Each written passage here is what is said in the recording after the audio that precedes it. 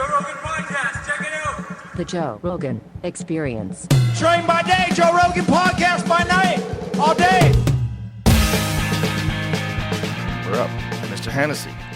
Mr. Rogan. Fun hanging with you today. It's been a blast. That fucking vehicle that you have built is the most ridiculous thing I've ever been inside of my life. I can't believe how fast it is. Well, we only did a speed limit today, right? Yes, but we got there very quickly. We got there very quickly, yes. Yeah.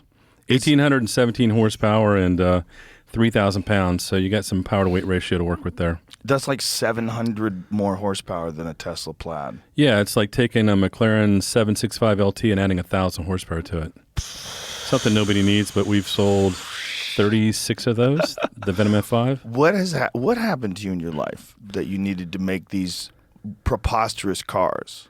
Well, you know.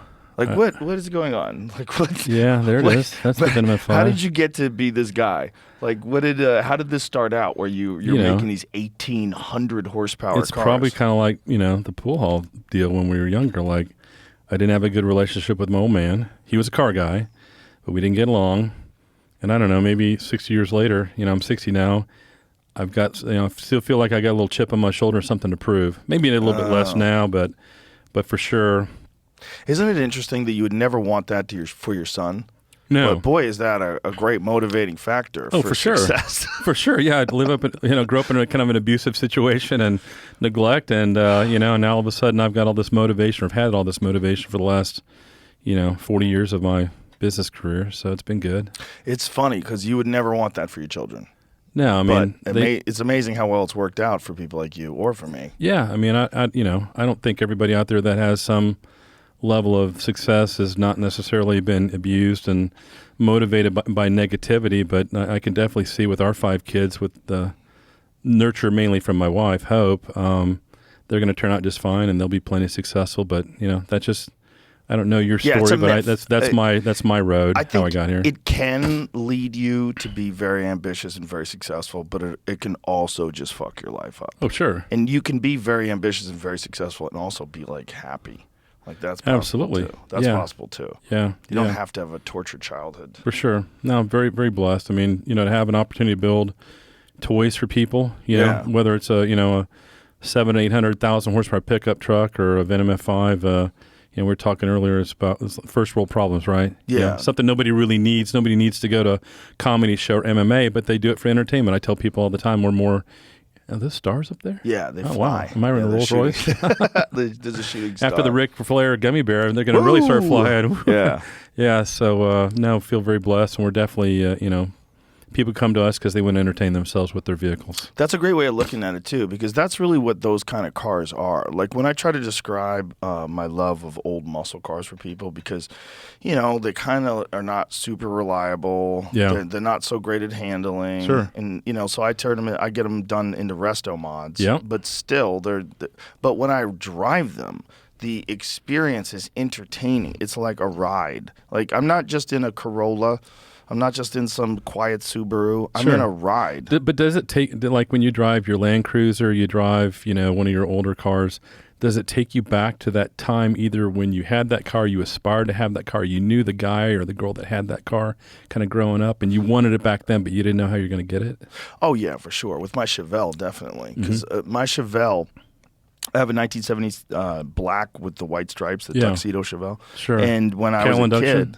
What's that? You got the Cal induction on the hood? Yeah, LS6. It actually is a 454 under the hood, and Casey Colvin's Colvin over. I know Casey. Sure. He's the man. Big Viper guy. Yeah, fucking love that dude. Yeah, he hooked up the cowl so that when nice. the ignition. Yeah, those goes vacuum hoses get old and crack, and It's when I was a kid, when I was about 16 years old, one of my friends picked me up. His friend had a 1970 Chevelle, and we were going somewhere.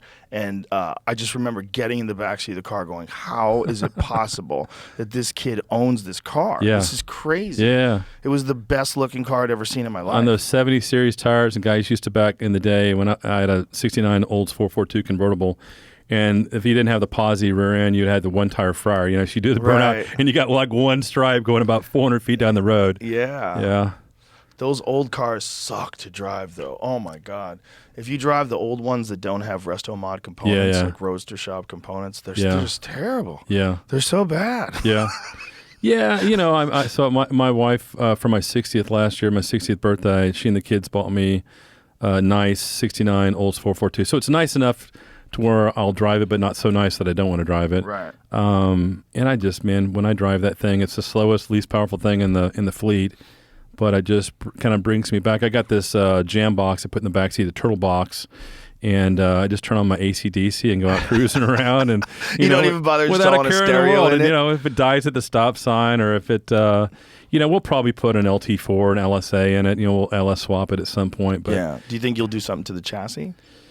it would probably need that. But I like a scary ride. That kind of it entertains me. So maybe to some degree. We do want to have a balanced, safe car, but the old saying, Bob Lutz, who used to be the president of Chrysler back in the day when I first met him.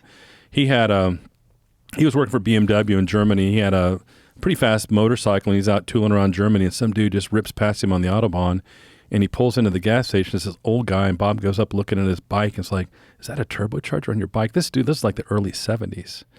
And the German guy says, yes, young man, it has a turbocharger. And Bob says, how much horsepower does that bike have? He says, well, probably 200 of the tire. And Bob's like, what, 200 of the tire? He's like, isn't that too much horsepower? Bob is saying to this old German guy, isn't that too much horsepower? And the old guy looks at him and says, young man, there's no such thing as too much horsepower. Bob told me that story like 30 years ago. I was visiting him up in Detroit. And I think to some degree that's true. But That's a you good want to have it balanced. You story. want to have it safe, As long as you're not there for the end. As long as you're not in the ditch. As long as you're not there for the accident. Right.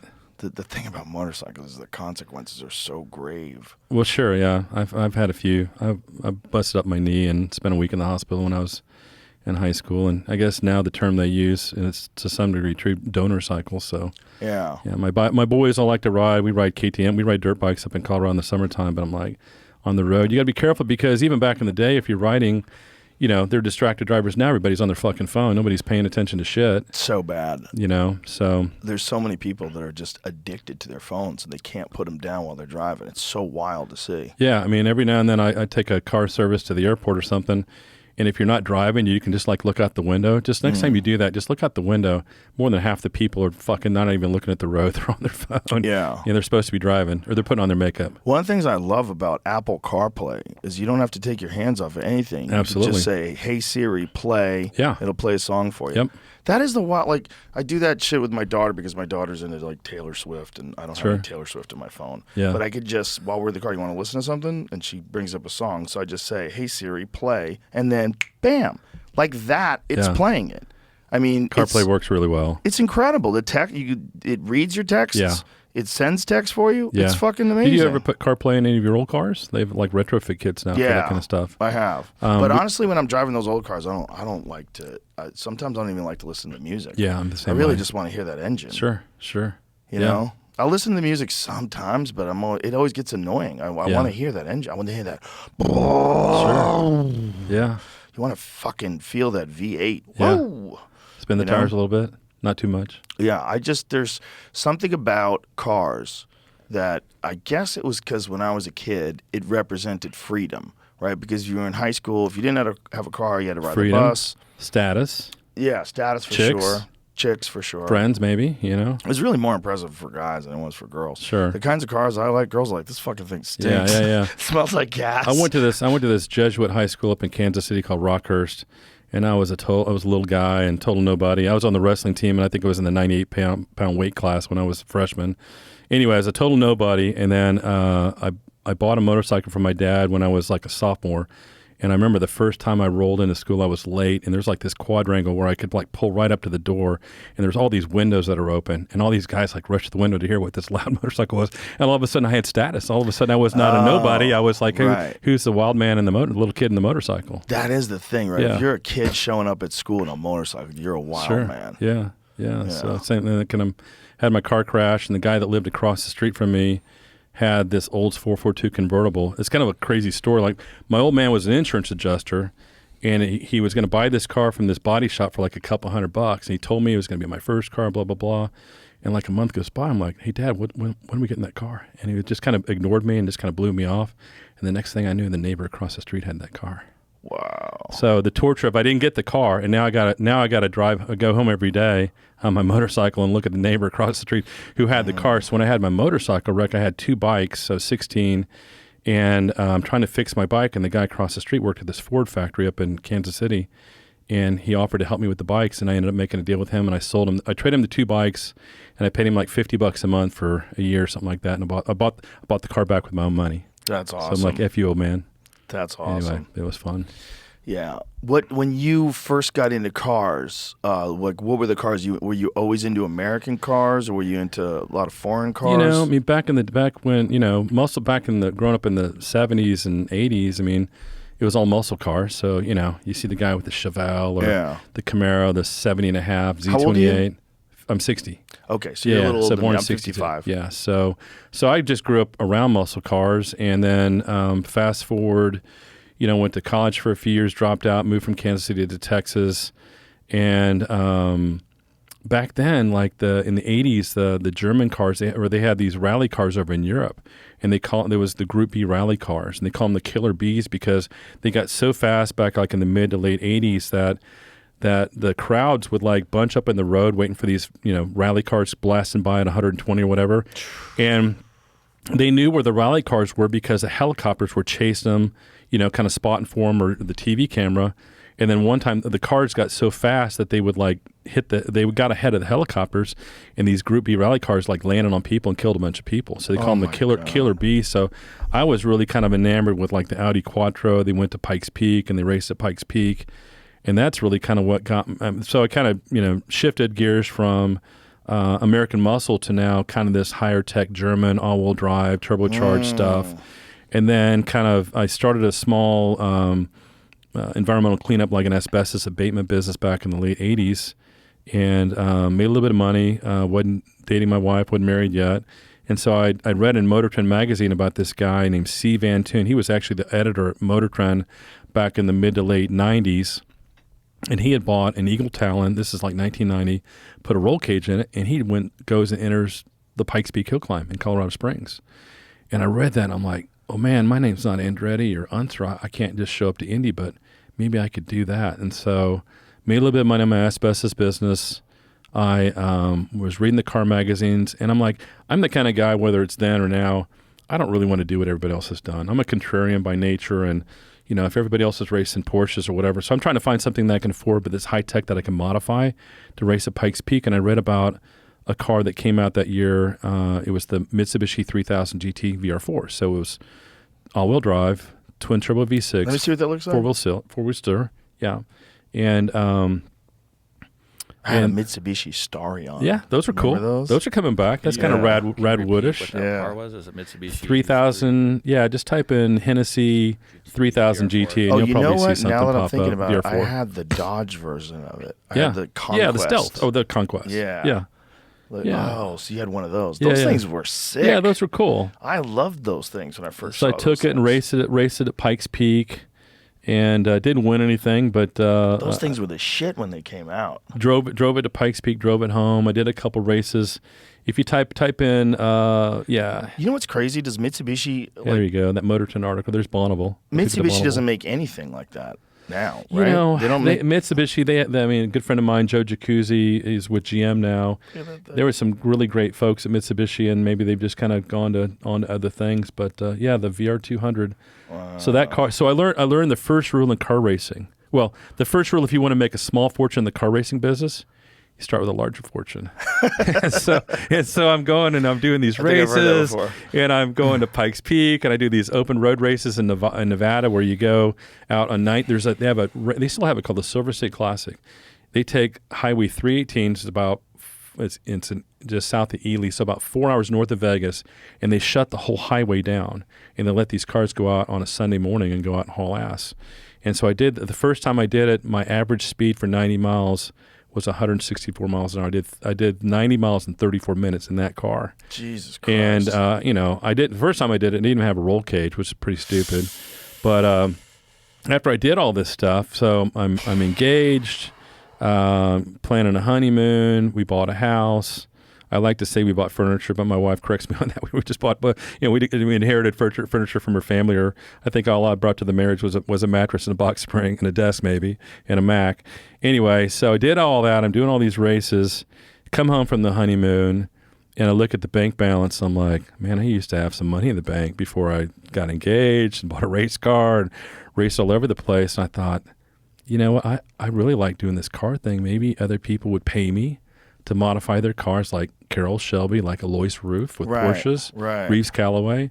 And so October of 1991, we opened up Hennessey Motorsports, and I hired a mechanic and got a toolbox, and off we went. And that kind of led into the JDM market. So what kind of cars are you modifying back then? Anything that would roll in the door. And I kind of had a little bit of notoriety from the Silver State race.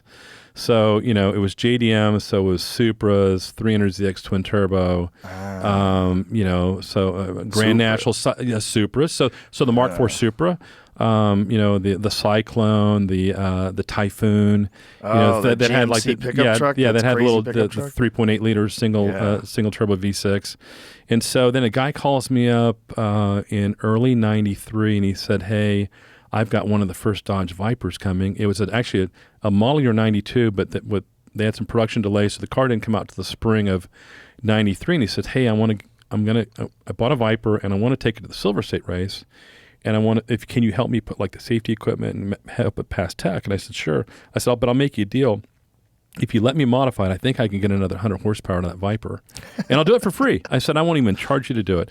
I said, "The only thing I'll ask in return, I'll take you out to the race. I'll support you. I'll bring my mechanic. We'll look after your car. After the race, if you'll," again, my buddy Joe Jacuzzi was with Mitsubishi at the time, said, "Hey, I'll take you around LA and I'll introduce you to the editor at Motor Trend and Hot Rod and Carcraft and Road and Track." And sure enough, we did all that. And I initially did it with my 3000 GT, got some articles off of it. And I'm like, when I was doing that back in the early 90s, this is before social media, this is before YouTube, no internet. And so that's the only way we knew about car stuff is we read car magazines, right? And so I'm doing all this for a couple of weeks with Joe and going around. I'm thinking, man, I've been gone a long time. I did this race. I go to talk to all these media guys, and just be patient. When the magazine comes out, if they like you and they like your car and they write something nice about it, your phone will ring. And sure enough, phone started ringing. So I did all that with the Viper. And then how'd you get 100 more horsepower out of it? The Viper is a big, 8-liter V10. And so back in those days, the exhaust systems sound like a UPS truck. They still kind of sound weird. It's 2 5-cylinders, basically, is what it sounds like. So we freed up the exhaust. We did a cold air intake. We poured it and polished the head. So we bumped it to at least 500 horsepower.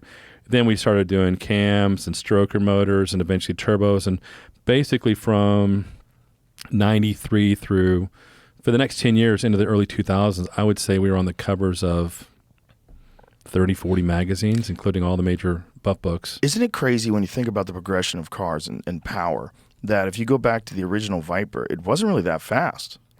Now, compared to what today, did it have horsepower-wise? The original was 400 and then they went to 450. So 400 is like, you get a regular Mustang GT, you're getting 460. Yeah, The new Dark Horse would be 500, and you could take a Tesla Model 3 and beat an old Viper. Back in the day, but it was so torquey and it was just so outrageous. And it was raw. It was raw. No anti-lock brakes. That's true. It was kind of scary. We flat spotted a lot of tires. Ooh. But pretty cool car for back in the day. And again, me being the contrarian, there are plenty of other guys out there modifying Corvettes and Mustangs and things like that. Of course. I'm the guy that wants to be different. So if you guys are modifying those vehicles, I'm going to modify the Viper. And so that just kind of built up our business kind of grew from just a small tuning shop to a larger scale tuning shop. And then we added it up maybe a year ago. That's from 91 through about a year ago. We had modified about 15,000 vehicles worldwide. Yeah. Wow. We did mail order for a while, and some of that was mail order, but last year we modified 564 vehicles last year. So when did you start getting to the shit you're doing now? Like, you made me a 1,000 horsepower TRX. Yeah. That car is so stupid. It is. It is so stupid. But the problem is the brakes are good? Because I was worried that you would end up into the back of an 18-wheeler. No, I drive it very responsibly, believe it or not. Okay, I just love the fact that it has so much power. And it sounds great. It sounds amazing. Yeah. And it's very comfortable. Yeah. And it also, because it's high up, you get a great vantage point. You get to see see Great accidents vantage before point. they happen. If you're stuck on the highway and there's some wreck, you can just go through the grass and go into the feeder road. Yeah, you really could do that. I mean, trucks are. I mean, the other thing is like when I'm driving like my older cars, like I've got a Cadillac CTSV wagon manual, and I'm pulling out of a store, and some lady at Christmas a couple years ago runs into me because she didn't see me. So I do like driving something bigger like that because if they run into you, it's not going to do that much, and they generally see you and want to not run into you. So. My Land Cruiser, well, the TRX has steel bumpers too. Yeah. My Land Cruiser also has rock sliders on the side of it, and so because it's lifted, if someone's going to T-bone me, they're going right into the rock slider. Yeah, it's going to be worse for them than it is for you, for sure. It's just there's so many fucking bad drivers out there. Well, we could talk at length about that, but I think a lot of that boils down to, like, if you look at Europe, you look at Germany, getting a driver's license in Germany is a serious deal. It takes 2 years. Really? It costs about $2,500. Really? Getting your driver's license in Germany, Germans are so serious, and they're serious about their cars and about their driving and about the Autobahn. But getting the driver's license in Germany is similar, like getting a private pilot's license over here. Wow. Yeah, and so why don't we do that over here? Well, that would be a higher barrier for a lot of people, and so, car companies want to sell cars, insurance companies want to sell insurance. Also, like maybe people don't need to learn how to drive that good. They just need to pay attention and don't go fast. Yeah, that's true. I mean, I don't know if it's speed, but it's paying attention. I mean, our kids all just, in the last 10 years all went through driver's ed, and I think they got, some decent training, but to your point, like lane discipline, like, if you're the slowest guy out there, get in the right lane. Yeah. If you're going a little bit faster, you go in the inside lane, but just that, that drives any serious driver crazy is when somebody's in the left lane going 49. Which is, that doesn't bother me. Okay. It does bother me, but it doesn't bother me like not paying attention. The not paying attention thing. The distracted drivers, right? It's wild. Yeah. Well, and so I would put some of that on the OEMs. I think the OEMs to some degree try to make the cars like nannies, like whether it's autopilot or adaptive steering. I think I had a friend of mine's dad when I was in high school. I'll never forget. He said, "Hey kid, if you want to stay alive, if you're driving at night, don't use your cruise control." I'm like, "Well, why not?" Well, you set your cruise control, you got your tunes going, you're a little tired, you fall asleep, and you end up in the ditch, right? Yeah. So I think that, I would almost say that to some degree that the nannies to try to protect drivers all of a sudden become, well, maybe I can crawl in the back seat and take a nap, Here's a tip for anybody that might be driving and you're worried you're going to fall asleep. Bring a washcloth with you and ice cubes. Like get a wet washcloth and then put ice cubes in that washcloth and just rub your face. Okay. It'll keep you awake the whole time. It's not painful. I used to slap myself in the face. That's what I used to do. So you'd be out on a road trip and trying to drive through the night. Because, I've done all that. It's because I was doing stand-up comedy at night and I was delivering newspapers in the morning. So I was always fucking tired. We've got a lot of things you to deliver cover. newspapers? Oh, fuck yeah, I did, dude. I was 12 years old, Kansas City Star. Nice. And dude, I mean, I'm getting up at like 3:45, 4 a.m., delivering papers for 2.5 hours. And dude, like on a Sunday, which Did you do it on your bike? No, I'm in the back of this paper truck. And this guy had the route, and then we would have to like roll the paper and put it in this machine and crank this thing. It would tie a little knot with some string around it, and fucking toss it out the window when we're going by it. Like dogs are barking at you, and it's snowing and it's cold. And then I'd be I would do some of that, but all of a sudden there'd be like an apartment complex. Well, here's your stack of papers, and I'm out tossing them on people's doorsteps, and like on like a juicy day, we might make like $3.25. And so what would we do? We go to 7-Eleven and we blow half the cash on frickin' nasty burritos and big gulps and crap like that. But that was just kind of what we did. But that's what we had to do to make. So you're doing papers while you're doing stand up. Yeah, I was doing newspapers from the time I guess I was probably like 17 or 18 when I first started it. Yeah. Maybe it was a little. Yeah, somewhere around that range. And I did it for the Boston Herald, I did it for the Boston Globe, and I did it for the New York Times. Nice. And so I had, at one point in time, I had a huge route, and I even got a van. I had like a cargo van. You had your own deal. You weren't working for somebody else. No, I was working for a dispatch. Okay. So you would get a job working for the Globe, okay, and you'd go to the dispatch, and they'd give you a route. So they give you a map and all the houses that are on it, all the addresses. Right. And then they would give you stacks of newspapers, and you had to fold them while you're driving. Yeah. So you're driving, you pull up in front of the house. I had a stack of papers right next to me, and I would just go like this, grab it, zap, and I had these plastic bags that were hanging from my rearview mirror. Yeah. So I'd go whoa, wham, and then chuck it out the window. Yeah, I think we started going to the plastic. So I did it from I was probably 12 to maybe 14, and then one of my relatives was in a hospital in South Kansas City, St. Joe's, and I found out that they did not have a paper route in the hospital, and I was able to kind of get that. I was able to get that franchise, and I was making, like, back in the day, maybe $80 a week, which is pretty good money back then. Yeah, I was doing so many newspapers that that was the primary money that I was making. Yeah. So this was when I wasn't really making much money teaching. And you were a teacher too? No, I used to teach martial arts. Okay, yeah. So I actually used to teach at Boston University. Okay. It was actually a pass-fail A, so it counted towards your GPA. Okay. So I would tell everybody, if you just try, you'll get an A, and it's a real A. So just try. Just show up and try. I like your story when those guys were following you and fucking with you, and you're like, hey, you want to come up to the dojo? Oh, that was hilarious. That was so dumb. You want to get your ass whipped? Come on. It was hilarious because they just kept saying that I needed to give them money. And then I said, where are you going? I'm like, I'm going to go teach class. Yeah. You want to come up and watch? Yeah, right. You want to come be that? And like they're standing there in front of the Jae-Hun Kim Taekwondo Institute, and they're looking at me. They're like, you're teaching? I go, yeah. Yeah, I'm a black belt. I'm teaching class. I'll fucking kill you, man. Leave me alone. Even if you broken Don't ribs? make me kill you. Exactly. It was so funny. It was like the least nervous I've ever been, like as a young man. Yeah. It was like the perfect, like it was like the whole reason why I got into fighting at all is because I was terrified of being bullied. Yeah. And so to have this moment happen while I'm walking on the street and these two guys start fucking with me, and I'm not rattled at all. Yeah. And then I get to that door. I tell them. I saw the video. I just laughed my ass off. That was awesome. So when you were doing, so you started off in MMA or you started off in jiu-jitsu. I started off in Taekwondo. Taekwondo. Yeah. Well, I started off in karate first. Okay. I went to Esposito's, a karate academy, which was in Newton, Massachusetts, where I lived. Yeah. But it was hard to get there. I didn't have a car, and it was like you had to take buses. It was a grind to get there. But Boston was pretty easy. I just had to walk to the T, which was like I had to walk 1.5 miles or something like that. Right. And then I would get to the T, which was the train that would take me right into Kenmore Square, which is right where the school was. Now, so it was from easy the time to you get there. started to the time you felt like you had some skills or a little bit of confidence, how long did that take? 6 months? Well, I was obsessed. I mean, when I started, when I was 15, I was there every day. Okay. I mean, every day. I didn't take any days off. Right. I was obsessed, and I became a black belt in 2 years. No shit. Wow. Yeah, I was teaching like almost right away, like right after. I think when I got my blue belt, I started teaching private lessons. Mm-hmm. Like for the new beginners, I teach them form and stances and how to get your hips into things. And, and I was just teaching them like basics. Right. And that helped me a lot because there's something about teaching that like really sort of accelerates your own learning curve. Interesting. And so I was obsessed with it. And I was competing already. I started competing like right away when I was white belt.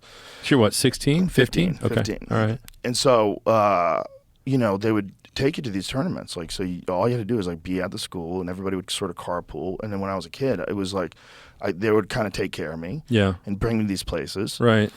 And you're in this fucking gymnasium, and there's this other dude across from you, and you're about to try to kick each other unconscious. Like, Right. this is wild. Yeah. And I became obsessed with it because it was so insane. Yeah. It was like to go from like regular life, Right. just being a kid. I like to draw. I was an artist. Yeah. So all of a sudden, I'm like yeah. traveling around the country, Right. fighting. Yeah. It was so nerve-wracking and so hard to do. It was so challenging. It was such a freak out to do it, and I became so obsessed with it. Did you have an instructor that like really like invested into you? And... Yes, yeah. I had several, but this guy Michael O'Malley in particular, and this guy Jae-Hun Kim, who is he's the head instructor of the institute, and he was like a very famous Taekwondo instructor. Like I got very, very lucky. Wow. When I went to that place in 80, whatever it was, 81 or 82. When I first went there, it was one of the best schools in the world. Okay. I had fortunately walked in that door. Just random. I could have walked into a bad karate school. I wouldn't have known the difference. I was 15. What the fuck would I know? But I happened to go. I walked up. I was actually leaving a baseball game, and I was going. Told the story. I'm sorry if people have heard it before, but I was going home, and there's a long line to get to the T. because everybody was leaving Fenway Park. Yeah. And so we walked by the school, and I said, let's go up and see what the fuck's going on up here. And we walked up the stairs, and as I was walking up the stairs, I kept hearing this sound, like whoomp, whomp, whoomp. And it was this guy, John Lee, who became a mentor of mine. Okay. And he was a national champion at the time, and he was training for the World Cup. And I think he was 27 or 28 years old. So he was in his absolute prime. And I got to see this guy kick the bag, and I couldn't believe it. It was the force that he was generating. Well, that's you. That's you now. Like, I mean, I've seen videos. I haven't seen you That's train in where I learned person. it. I learned but I'm from like, him. it's like, one whack of your leg, and you got some broken ribs. Yeah, but I learned it from that guy. Wow. I mean, I learned it from, he most certainly helped me many, many, many times. But watching him, I learned it from. I learned that was possible. Like, I'd never known that a person could do that. Like, Right. the amount of force. I was like, that is insane. So you were doing that, and you were doing tossing newspapers around the same time. Yes. So Because newspapers was your income source, but Right. but fighting was your passion, and and cost some money for travel or it was whatever. a good way, once I got out of high school, it was a good way to generate some money while I was doing this crazy thing where I was trying to make the Olympic team for Taekwondo. Really? Okay. Huh. Yeah, so I was competing. I won the Massachusetts State Championship like 4 years in a row, Okay. and I was competing in the nationals, and I couldn't win the nationals. I came close a couple of times, and I got in the finals of the U.S. Cup with this guy Kareem Jabbar, who was the national champion. It was a very disputed, close decision that I thought I could have got. So I was at that level. I was like right close. But unfortunately, then I started kickboxing. Okay. And when I started kickboxing, immediately I realized how helpless I was against someone who had really, really good hands. I was Right. getting fucked up kickboxing. Okay. And then I kind of lost my faith in Taekwondo because I realized how limited it was because they don't punch to the face. Okay. So you get you get the most amazing leg dexterity Right. because you're primarily learning how to kick. They have some of the best kicks. But you're so limited in your ability to defend your face from punches because Okay. when punches and kicks are thrown together to your face, it makes things so much more complex. Right. And when I was learning that, I lost some of my faith in Taekwondo. Wow. So I had a few kickboxing fights, and then I was doing stand-up at the same time, and I knew I had to pick one or the other. Now, where did stand up come into that whole program? How old were you when you started with that? Well, I was thinking about it when I was like 19 or 20. Okay. And You wrote your own stuff? Yeah, Okay. yeah, just it was horrible. Right, yeah. But it was But you're the kind of guy that you don't mind, you'll put your balls out there and you won't mind getting punished for something that you want to try. Well, I was just curious. I'd seen, this is what it was. I have a very good friend to this day. His name's Steve Graham. He's a good buddy of mine. And Steve, when I was 15, when I met him, he was an ophthalmologist. And he'd been on the U.S. ski team, like a fucking a wild man. Just done a lot of stuff, super, super duper smart. Right. And, he was in his 30s and I was 15 and we used to train together all the time. And when we would go and fight in tournaments, I was the guy who made everybody laugh because everybody would be nervous. We would be all scared because we're going to go fight. Yeah. Or when we were about to spar, everyone would Okay. be super nervous. All Because right. sparring was scary. Yeah, yeah. And I was the guy who You could cut up and crack jokes. Because I realized that there was tension in the room and then I could get attention Okay. from cracking that tension. All right. I could get attention from making everybody laugh. And Right. so I would do impressions of guys we knew having sex and just stupid shit. And it was so dumb. But Steve is the one who told me. Steve and this other guy, Ed Shorter, Wow. who's a friend of mine too. He just said, you should do stand-up. You could do it. I'm Yeah. like, dude, you think I'm funny because you know me. I'm like, other people are going to think I'm an asshole. My sense of humor is so fucked up. But so then I That's went to funny. an open mic night. And when you go to open mic night, one of the things that's good about open mic nights is if you compare yourself to Bill Burr or Dave Chappelle, it's it'll blow you of won't be able, course. you can't imagine ever reaching that level. Yeah, right. But if you go to an open mic night, you realize, oh, these people are terrible. Yeah. It's Right. So it's that yeah, bad. Everybody's terrible when they first start. That's funny. Me included. I was terrible. And so when you're around these terrible comedians, you realize oh, okay, this is how it works. Yeah. And then when I was at an open mic night the first time, a couple of real top level pros stopped by and did Yeah. sets, this guy Teddy Bergeron, Yeah. who did the Tonight Show back in the day, and he was Yeah, I've he heard had the some name. substance abuse problems, but I'm telling you, in 1988 no one was better There was people that are at that level, but no one was. He was so smooth and so polished, and his material was so interesting and funny. And I remember I had done my stupid little set. I barely got a few laughs, right? And then I was like, maybe I could do this. Maybe I could do this. And then I went out and watched that guy. I was like, I should just quit now. Because he went up and just, it was so polished. He was in such like ease on stage. But he'd done it 1,000 times. Oh, right? 1,000 times. Yeah. So this was when he was in his prime. Right. He had one of the best sets I've ever seen on the Tonight Show. He was incredible. But then he went off the rails. And he just he had some problems. So did you like learn how to deal with hecklers early on? Oh yeah, you always have to learn how to deal with hecklers. Yeah, you're gonna learn. Yeah, you're gonna have some moments where you fall apart. You're gonna have some moments where it works out great. Yeah, it's a long, bloody process. Right. I compare it to like trying to build a mountain one layer of paint at a time. Oh shit! It takes so long. It takes so long. It's so brutal. But to me, it was a way that I could like exist in the world that wasn't a regular job. Like right. I was, whatever it is, it's ADD or whatever the fuck I have. Yeah. I just couldn't sit still, and I couldn't be involved in anything that didn't freak me out. I only wanted to be involved in things that scared me. So you're the original Fear Factor then. They cast you for a reason in that deal. They cast me against a couple of the producers didn't want to cast me because I was making fun of it. Right. I went in and when I did the audition for it, they wanted it to be scary. Like, fear is not a factor for you. Right. Like, they were interviewing, like, sportscaster type dudes, too. And I went in there, and, I thought, like, I had a deal with NBC, and I think it was to do a sitcom. I'm pretty sure it was. And so I went in to talk to them, and they said, we have this thing. Yeah. I was like, what are you doing? And they're like, well, we want to present it to you. So I go there, and like they're sicking dogs. We're going to put you in a shit. cage with a bunch of centipedes. Well, was it originally a show in Holland? Okay. And it was called Now or Neverland. Okay. I think that was what it was called. And so this company bought it, and then they put it on TV in America, and they needed a host, and then they came to me. Yeah. And I was making so much fun because I was high. I showed up high. I was like, I'm gonna have this meeting with all these Hollywood people. I always get weirded out by those meetings, so Right. I like to show up high.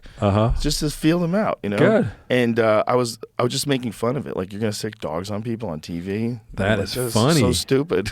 I was like, how long before this gets canceled? I was like making all these jokes about like how ridiculous it is. You're gonna sick dogs. So on you were people. doing the stand up in Boston, and then what made you think to move to, like, did you go on the road I moved up to in New the York. Northeast? Okay, I moved to New York Okay. first, and that was in the very early 90s. Okay. I met a manager who's still my manager to this day. That's when I was an great. open micer in Boston, and then he moved me out to New York. Okay. So I lived in New York for a few years, then I got a development deal to do a sitcom, and then I came out to Hollywood. Okay. Yeah, but the whole time playing pool. Yeah. Like, you and I played pool before. You Yeah. play good pool, dude. You play good I'm pool. rusty, but you're but you know what you're good doing. motivator for me. You know what you're doing. Like, I watch you hit the ball. You know what you're It doing. was fun. Yeah. Kind of bring back some You memories. know how to play pool. Like, some people just play pool. They're just knocking balls around. But I'm watching you get out. And I'm like, okay, you know how to play pool. It's complicated. We'll see. It is complicated. Tricky You got a little- tough table, man. Yeah. Yeah, those tight pockets. Yeah. Little snooker table. Difficult shit. Yeah, well, that's right. Yeah. Yeah, what Kennedy say, we don't do these things because they're easy. We do them because they're Do them hard. because they are hard. Hard. Yeah. Exactly right. So when I moved to L.A., like, I fucking hated it. But I could go to Hard Times. Yeah. And that was, to me, like, there was two places that were So those were like Mecca Comedy in Club? LA. Okay. No. Comedy Store was Okay. the Mecca for Right. stand-up, but Hard Times was the Mecca for pool. Hard Times. Really? Oh, yeah. That's where Keith McCready came from. Oh, yeah. Hard Okay, Times all right. was this place in Bellflower. Okay. And you'd go down there, and I would compete in the Sunday tournament. I mean, I never it came close to winning it, but I would get in it all the time and get my nut shot in. But you could play Rodolfo Luat. You could play Efren Reyes. Really? You could Wow. play Max Eberle. How You cool. could play John Mora. You could play just stone cold killers in an open tournament. Wow. You could play Efren Reyes. Wow. Like, it's just a random draw. Yeah. So you go in there, and there's a field of, I don't know how many players before it fills up. It fills up every weekend. Right. And we would go there on Sunday. You get there early. I played Oscar Dominguez, or I played his dad Ernesto Dominguez. Okay. Like a killer. Wow. This is like killer. Mauro Paez. These guys were killers. And you would go there and watch literally the best pool in the world. Wow. All in Bellflower, California. And there was a lot of gambling matches you could sweat. Sure. It was awesome. I loved that place. Yeah. So that was like one of the things that saved me. Okay. That and going to, there's a few other places that I went. House of Billiards in Sherman Oaks is a great place. Okay. We used to play pool there. Hollywood Billiards. Okay. In Hollywood I played was a there. good spot. Yeah. Unfortunately, that went under. Yeah. So like that kept me going. Right. Were you still doing MMA then? Well, I was doing martial arts. Yeah, I was doing jiu-jitsu. Oh, that's then. right, martial arts. Yeah. Okay, got it. Yeah, that was when I really got into jiu-jitsu. I got into jiu-jitsu in like 96. Right. Yeah. Wow. Yeah, I was actually at the same gym that Vitor Belfort when he was making his debut in the UFC. I was training at his gym. Okay. Because it was Carlson Gracie's academy, which was in Hollywood, and I was learning from his coaches. It was crazy, like to watch Vitor. Before Now, how did you connect with UFC and Dana White? Back then, so when Vitor was making his debut, right? Campbell McLaren. So this was like late 90s? 97. 97, okay. So Campbell McLaren, who was one of the producers of the UFC, it was a good friend of my manager. Okay. And they were just having a conversation. Wow. And he said, hey, he was, randomly talking to him about how I got to hire a new guy to do interviews. We need someone to do interviews. And my manager said, Joe is obsessed. Like, he watches them all. Like, he's really obsessed with it. Yeah. Maybe he would do it. And so they get us on the phone. I'm like, fuck yeah, I'll do it. And like, you got to take a propeller plane to like Dothan, Alabama. I'm like, I'm in. Let's go. And so cool. Next thing you know, I'm on these fucking puddle jumper planes flying to all these weird, because it was totally illegal. And this was in like, most states. this was like 97. They had that, like those, I think, Dana bought it from the guys that did the Bob tough man, Meyerowitz. the whole thing in the bar where they beat the crap out of each other in the parking lot. This was before Dana owned it. This was Bob Meyerowitz. Oh, really? I worked for SEG, which was the original company. So this was long before the Fertitta brothers came along with Dana and all that. Okay. That's how I got back into it. I quit. I did it for about a year and a half, maybe 2 years. I did backstage interviews. And then there was an event in Japan. I'm like, I'm not going to Japan. I don't have any time. It was literally costing me money. Okay. Like, I loved doing it, but I could make more money doing a comedy club on the weekend than I could going. They weren't making any money, so how are they going to pay you any money, right? Exactly. Yeah. There was no money to be made. Right. There was no money for the fighters. I mean, it wasn't I wasn't getting screwed. It was just that's all it was. Like we would go to these like half-filled high school auditoriums. Like there was no one, because a lot of states were banning it and stuff like that back then. Yeah, it was very hard to get sanctioned. Right. That's why we had to go to like Dothan, Alabama. Right. We had to go, it got banned in New York. Actually, my first event was supposed to be in New York, but they banned it in New York right before they did the event, and they moved the event very quickly, like overnight, to Dothan, Alabama. Were the boxing promoters trying to shut it down? Yes, 100%. Okay, 100%. All and right. there was also like. There's so much shenanigans that goes on. There's unions. There's there's. If you're not paying them, they're not going to 100% let you play. That's how the UFC stayed out of New York State forever. Okay. The UFC just got in New York legally. God, how many years ago was it? It wasn't that long ago. Wow. Like crazy Really? recent. Yeah, crazy recent. It doesn't make any sense. It was in every other state. It was legal. 2015, 16, wasn't that? Somewhere around then, right? Wow. Let's see what the actual. I mean, I never thought about the politics of it till we were just chatting, but I'm like, Well, back then it was like. It was scary. Like, what is this? No one knew what it was. You didn't have all these years and years of guys like Royce Gracie and George St. Pierre and Kamaru Usman. We didn't have anything to draw from. 2016, which is so crazy. New York, the last state to approve it. New York. That's crazy. Because they're dirty. Politics. The guy who was holding it back, I believe he got arrested for corruption. See if that's true. Wow. There was a senator that he got busted for some shenanigans, but he was part of the problem, holding it back. Right. But in the beginning, I could see why they would hold it back. Like, you're watching these guys headbutt each other. Right. They could Well, I kick remember in the just seeing nuts. all the blood and everything, and Crazy. remember they used to do the foot stomping and all that. I mean, Well, foot stomping's still legal. they can do that. Okay, Yeah. okay. But what you would see back then was like nut shots. You were allowed to punch people in the nuts. Wow, brutal. I mean, straight up street fight. There's a fight with Keith Hackney and Joe Son, and Keith Hackney is on top of Joe Son, and Joe Son is like cranking on his neck, and Keith Hackney's just punching him in the nuts. He Just ain't wearing a cup. Oh and my he's wearing a God. cup. He's Oh, wearing he a is? cup. Yeah, but even so, like, Facilities. whatever. Yeah, right. You're still getting punched in the nuts. Yeah, Even if right. you have a cup on, it hurts like hell. Yeah. So like, back in those days, I kind of understand why someone who didn't understand what was going on would think this should be illegal. Yeah. I totally get it. Right. And it was like they had to develop rules. So they developed weight classes, and then they developed rules. But I was kind of already on the way out by then. And so in 98-ish, 99, I quit. Okay. And then the UFC got purchased by Zuffa. Okay. And that was in like 2001. And I went to one of their first events. Okay. Vladimir Matyushenko fought Tito Ortiz, and it was right after September 11th. Okay. And Tito Ortiz, they used to have these elaborate walk-ins with like lights and fire and shit. And Tito Ortiz is walking into the octagon with an American flag. And the place goes wild. Wow. Just wild. That's cool. Because it was like right after September 11th. Sure. It was like, holy shit. People needed a break from all of that serious stuff. And during that fight, the pay-per-view went out. And like the people didn't get to see the last rounds of the main event. Oh, no. It was a huge disaster. The UFC had to give back who knows how much money because it was like their big event in Vegas, and the pay-per-view fucked up. So Dana bought it yet at this point? It was the Zuffa, which was the Fertitta brothers and Dana. Okay, they're the organization that bought it. So the Fertitta brothers bought it, right? And then Dana was running it, and this was the very early stages. And this was, there was no TV to speak of that was showing the UFC. Right. They had to get this deal on Spike TV to put it on television. Right. That was like years in. So this is like 2005. Okay. So we're like 4 years later. These guys are hemorrhaging money trying to make this thing happen. Yeah. And when that was going on, nobody took it seriously. Like everybody thought it was just like. Isn't that when they came up with the idea of Ultimate Fighter? Is that kind of maybe what turned That's the exactly corner for what them? it is. They paid for everything. They paid to put the show on. I think they even bought out the ads, and they took care of the whole thing. They put it on television. It was like a Hail Mary, and it was a fucking touchdown. Wow. And Stephen Bonner, rest in peace, he just died. Okay. And Forrest Griffin had the most insane fight in the finals of The Ultimate Fighter. Wow. And people were just calling friends up. You got to watch this. This is insane because the viewership skyrockets during the fight. Yeah, sure. Because it's so wild. Right.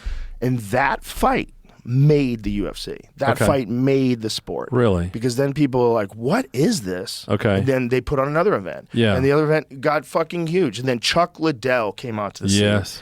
And when Chuck Liddell was the champion, Chuck Liddell was so fucking terrifying. Yeah. He was this do or die berserker. He would just come at you, just swinging bombs, take one on the chin, knock dudes out. His fights were wild. He didn't give a shit. He was the real reason why the UFC became uber popular, because you would watch The Ultimate Fighter and it was a wild fight, a great fight, but then you need a destroyer. Right. You need a destroyer, and that destroyer was Chuck Liddell. And Okay. for the run where he was at the top, where Chuck Liddell was just murking people. So he was kind of like the Michael Jordan in that he basically took the sport to another level. No, well, he was an exceptional champion. Okay. But I wouldn't say he was the Michael Jordan. He was just fair enough. he had the most fan-friendly style you could ever imagine. He would just come after dudes and smash people. Like, he was never trying to win decisions. Chuck Liddell was trying to send you into the dream world. Okay.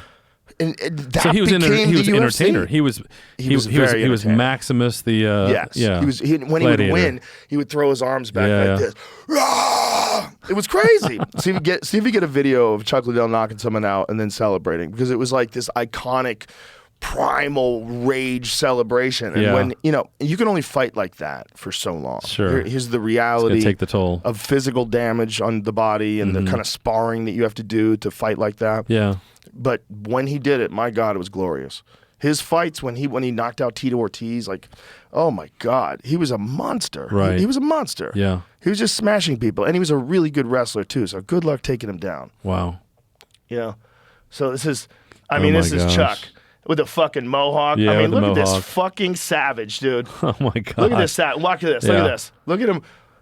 Oh, Like they're a not pit showing bull. the look at this celebration.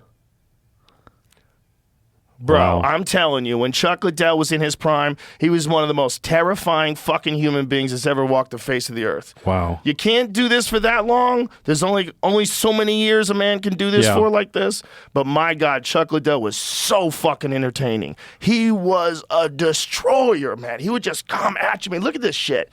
He's so terrifying Wow. looking. Tattoo on his head, mohawk, built like a brick shit house, just throwing fucking hammers. Who's the destroyer? Who's the up and coming destroyer today? Oh, did you see that Babalu knockout? Back that up again. This one was insane. Oh, with the leg. Dude, he would do that to everybody. He was He's just relentless. smashing people. Wow.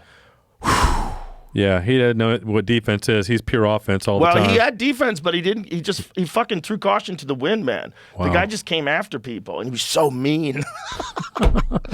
But that also made the UFC because Yeah. that guy that was the figurehead. That was the big guy. He was the face of the company because Right. he was the guy that like.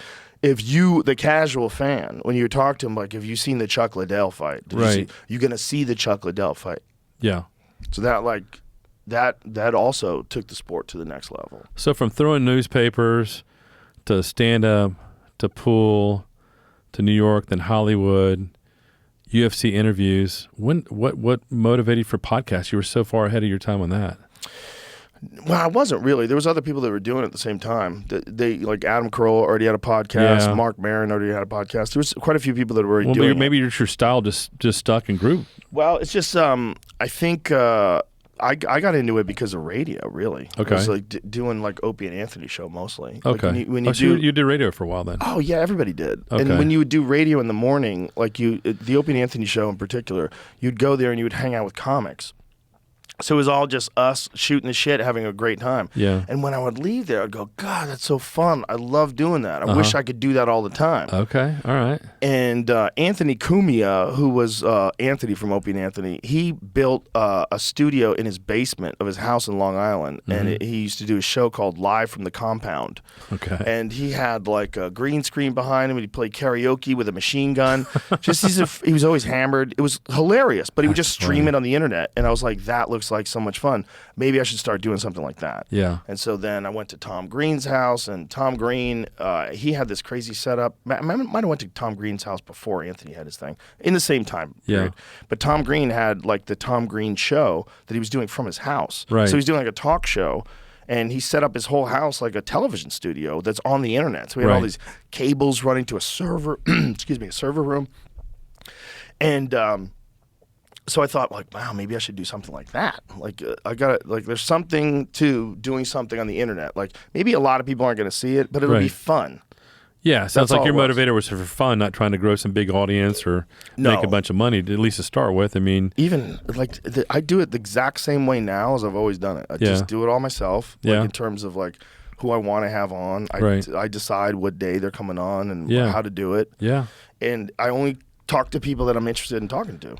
I mean, the depth of what, like, you could have like your own Rogan encyclopedia books, but all these people that come on that a lot of people never heard of and have all these interesting facts and opinions, and Well, you I find definitely it fascinating. could learn some stuff. Yeah. You know, you definitely, I mean, you could talk to some, I've had this like unexpected education where I get to talk to all these fascinating people and pick their brain. Yeah. And you know, it's like, you don't really get a chance to talk to people just like this. Like Right. just you and me looking at each other eye to eye, no phones, no people around, Right. just for a conversation. That's it. That's all Yeah. we're trying to do.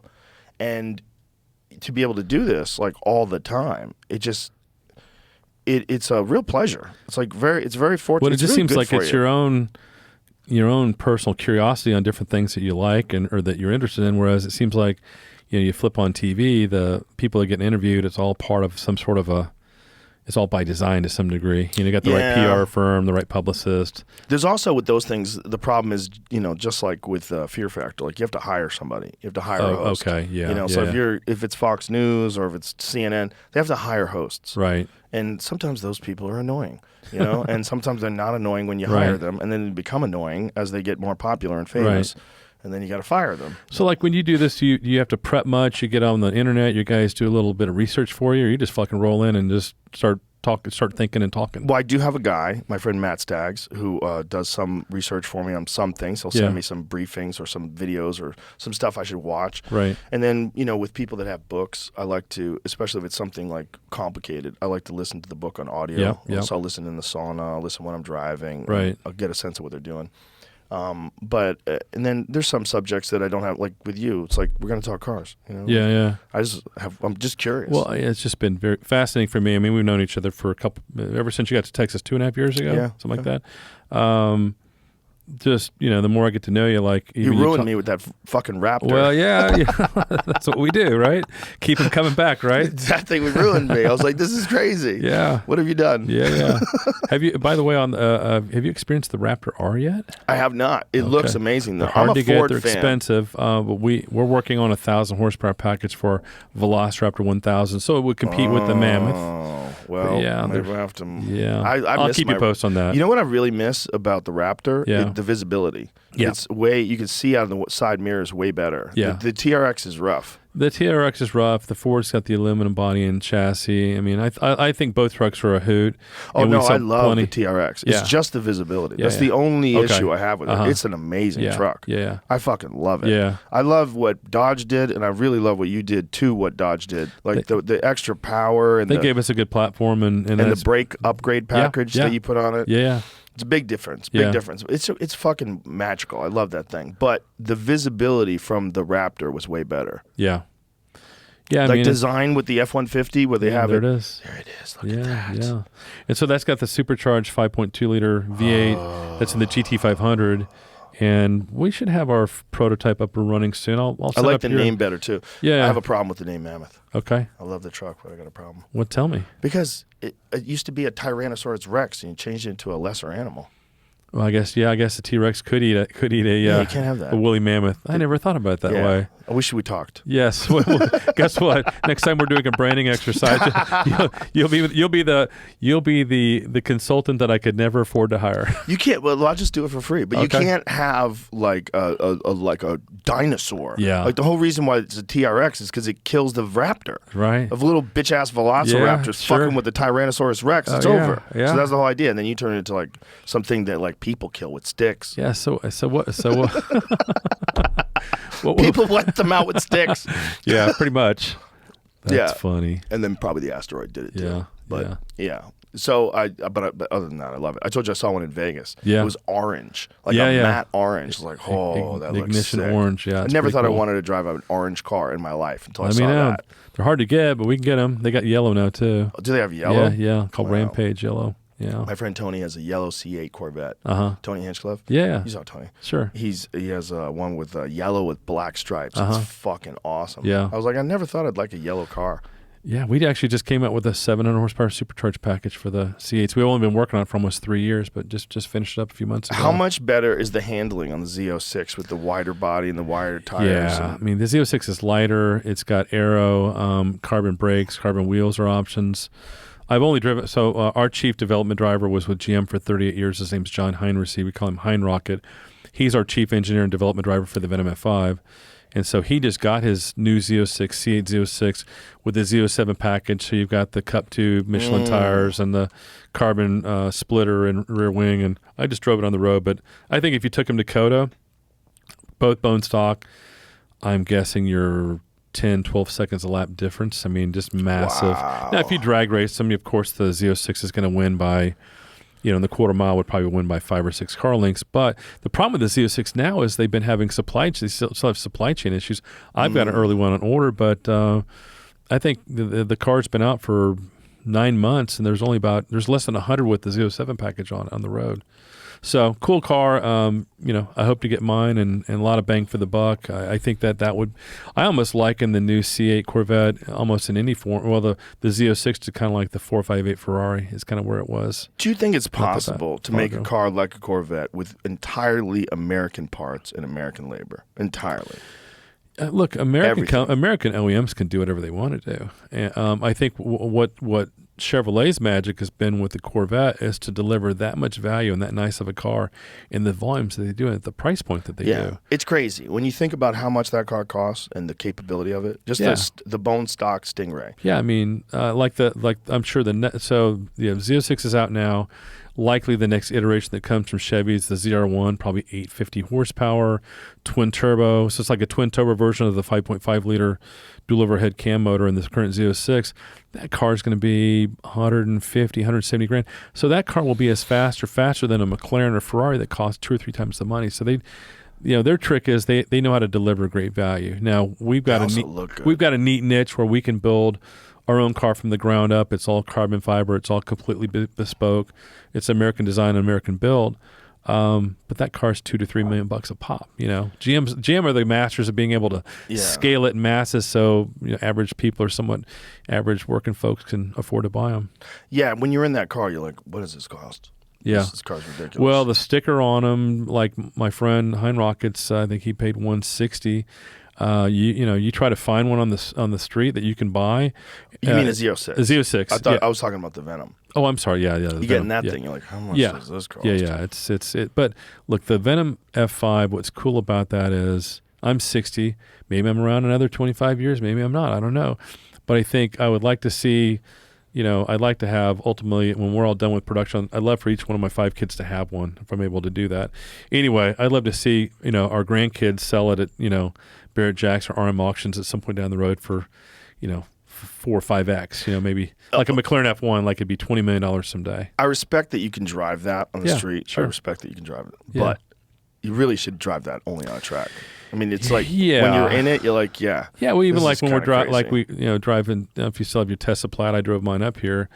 The performance that the thing's capable of, you should not use on the street. No. Sometimes there might be a place where you could go out and just have fun with yourself or your buddy, but yeah, same thing. I mean, the F5, go. Forget about 0 to 60. 0 to 60 is a metric from 60 years ago. Let's talk about 0 to 200. It'll go 0 to 200 miles an hour in 10 seconds, a hair under 10 seconds. It's as fast as, or maybe a tiny bit faster from 0 to 200 miles an hour as compared to a modern Formula One car. Jesus Christ. Yeah, power to weight ratio wise. So, but it's built in America. Our guys just 100 miles down the road build them from you here, and I think they'll be very collectible someday. So we'll see. How many are you going to make? So we built 24 Venom F5 coupes. Those are all sold out.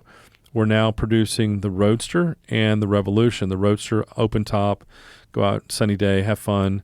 The Revolution is more track focused. Now it's like our GT3 RS. It's a track focused car, but it's still road legal, has AC and all the comforts that has Apple CarPlay. More track focused than that car? No, that is the track focused version. Yeah, yeah, like, no. If we no, I'm like, and so how? Yeah, so we're doing 24 of those. So we're going to build all in about less than 100 cars, so 99 cars. I think right now we're, like I said, 36, 37 orders. And anyway, how long does it take you to build one of those? 12 to 15 months. And is it how much of it is carbon fiber? Like 100%. 100%. Yeah, I mean all the body work, all the chassis, all carbon. Everything. There's some aluminum and some steel substructure, but everything's carbon. Wow. Yeah. Yeah, So- there it is. That's the Roadster. That particular, the blue car, belongs to a guy named Dave Liniger. You want to talk about a wild man. Let me see what the side image looks like, what it looks like with the Roadster. Wow, that's pretty. Yeah. Liniger founded pretty. Remax Real Estate way back when. Anyway, that's his car. That's my head of design, Nathan Malinek. But, this is one of these deals to where if I knew back then what I knew today, I don't know if I would have done it. Maybe I'm a little bit like you walking into the dojo. You ever see those gifs? How pretty that is. You ever see the gifs where the guys have the telephone pole and they're busting somebody in the balls with it? Uh-huh. I think that, and it I didn't know what I was biting off when I went down this road, but when I started in 2013, it was just kind of an idea and a sketch, and then I got interested in it, and then we built the design model. Shell helped us build a design model. We unveiled it at SEMA in Vegas in 2017, and then I had orders, and I'm like, now I've got orders. I've got a design, but I got to engineer this thing. Dude, that thing looks so good. It's such a beautiful car. That Roadster one, that blue one, yeah. Oh my God, that's so beautiful. Well, and the sound, what did you think of the sound when we're just out here ripping down the road? It's very rowdy. Yeah, it's very raw. So it's that 6.6 liter twin turbo V8, pushrod V8. We've nicknamed the engine Fury. So ask me why we named the engine Fury. Why? no journalist has ever asked me this question in the automotive world. So we named it Fury because the car is designed to compete against Europeans, the best from Europe. So Bugatti, Aston Martin, Ferrari, Gordon Murray. And so one time, we're developing the engine, and I think our target was 1,600 horsepower. We managed to get a little over 1,800. And I'm watching reruns on TV with my wife. My wife's asleep. And it was a Brad Pitt movie, Fury. So it's those scrappy tank guys. They're over in Germany, and their tanks all busted down. And then here comes 200 or 300 Germans, and they basically fought them to the death, like scrappy Americans that they were. So I thought, I'm going to fucking name my engine Fury because it's designed to go over and fucking beat the Germans. Scrappy American. We'll see. We haven't done it yet, but we're working on it. I love it. Yeah. So is that a car that you could enter into races? Would you consider racing We've that had thing? customers ask us, would we be interested in building a dedicated race car? And it's something we haven't made a decision on, but the answer, I lean towards, generally, you want to build a faster car? Well, hell yeah. If somebody wants to buy it, I'll build it. But then the question becomes, we have to kind of go two directions. Do we want to just build a fun, something take it to Circuit of the Americas that our customer can go out and have fun with? Or do you want to conform to a race series? All of a sudden, if you're in a race series, if you're in Le Mans, something like a World Endurance Championship, you have to conform to all kinds of rules. I'm not a big rule guy. I'd rather just kind of build my car, do out and kick ass. But I think there is probably some demand to have a dedicated track car where you've got a full roll cage, all the safety equipment, the halon fire extinguishing system, and everything else that you would expect. But right now, we're like I said, we're building. The coupes are sold out. We're completing the remaining run of those. Yeah, there's the Revolution right there. Christ, look at that belongs to a guy. We actually went to the same Jesuit high school back in the late 70s. He was a senior, and I was a freshman, and we never knew each other. But when he ordered the car, I found out he was from Kansas City and went to Rockhurst, and he has his own private test track just up outside of Kansas City. That's You're hilarious. just driving through the country, and you see this fence with privacy, and on the other side of it is this gentleman's 3.4-mile private racetrack that we get to test at. That's when cool. you know you're really balling. He's balling pretty good. You get your own racetrack. He's done all right. Oil and gas guy and smart guy, and been a really, really great client. So I used to think that when I would watch Top Gear, you watch the Stig roll around the track. I'm like, they have their own track. Well, yeah. So Top Gear tests on an old runway just southwest of London, and it's called Dunsfold. So they rent it, so they have their own. But they do. I've been there before. I brought Steven Tyler over there 10 years ago to be interviewed by Jeremy Clarkson and those guys.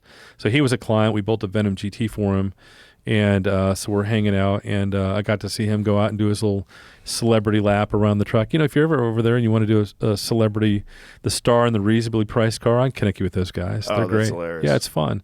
And so I think they're. But now you got Chris Harris and you got the Clarkson and Hammond and May. They moved on to Amazon, but are they still doing it? Or did they stop doing it on Amazon? I was in London a couple weeks ago, and I saw Richard Hammond and what's the Amazon show called again? The Grand Tour. Right. The Grand Tour. And so Clarkson's kind of a wild, bombastic guy.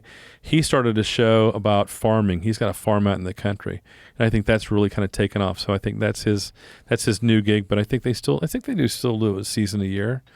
And good entertainment, good proper. Yeah, they're fun. Proper car stuff. He's a fun dude. Yeah. What did he punch a producer? They pulled the show. Well, I know a little bit about that. So we had a Velociraptor Raptor truck that we were up in Canada with these guys. So this has been back in into 2014, and so I'm working with the producers, and they're like, when you're around the talent, don't talk to them. Don't spend time around them. I'm like, I'm around famous people more than these guys. These guys are a lot more famous. I don't care that they're a big deal. So anyway, the producers kind of being a dick. And so we show up with these guys, and then we're provide the vehicle, and they're going to go cross country through Canada and through the mountains and do all this crazy shit. And then they're going to go up on the mountain. They're going to rescue Richard Hammond, who's at the top of the mountain. And he's got one of these Breitling watches where you pull out the little cord, and it tells the satellite that you're stranded. So it gives your coordinates to get rescued. Anyway, so now the producers are saying, well, you can't go up on the mountain while they're filming. I'm like, okay, but listen to this. I'm going to go watch football. It's the playoffs. I'm going to go watch football. And if something breaks and you need us to help you, we're not coming. They're like, oh, then they change their tune, like, okay, well, come with us. And finally, it all turns out fine. Well, that producer, I won't say his name, but that producer that was being a massive dick, and maybe he was just doing his job.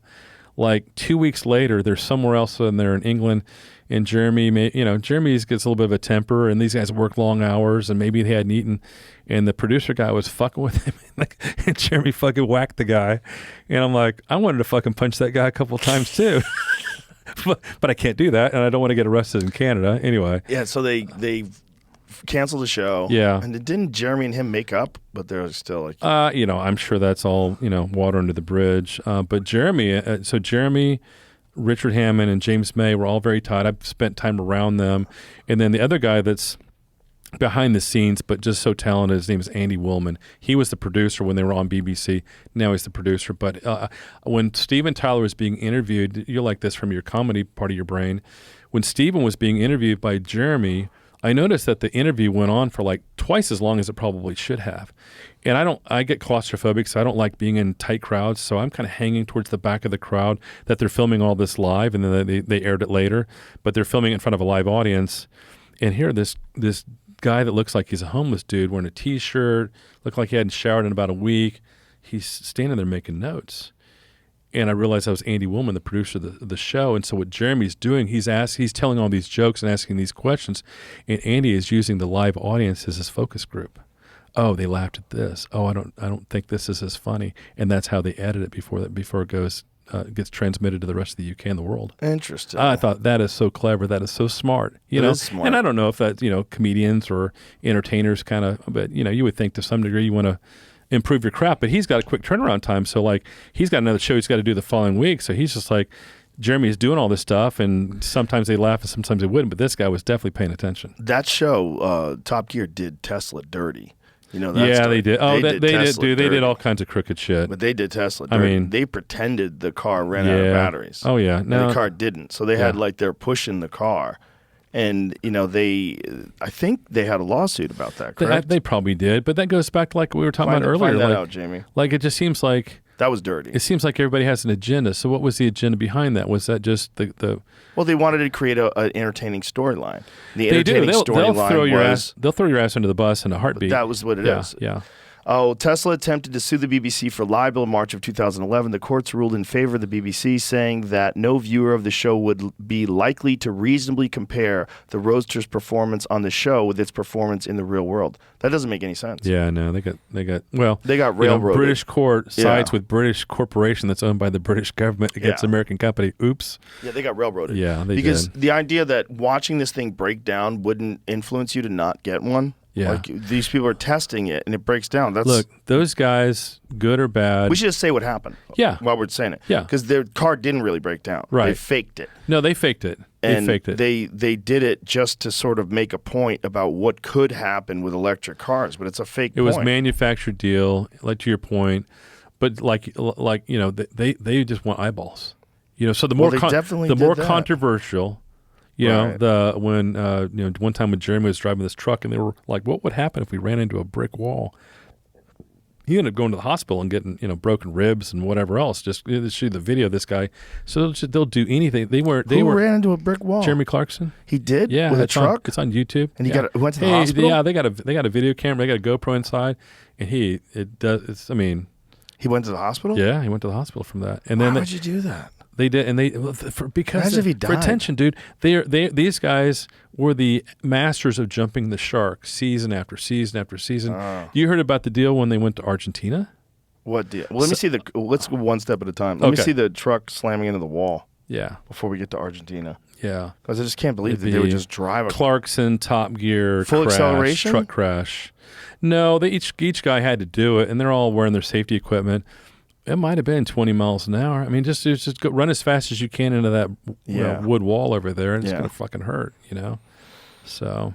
Yeah, I would think you could die. Oh, yeah. Oh, it's one of these trucks? Yeah. Oh, boy. Yeah, look at this.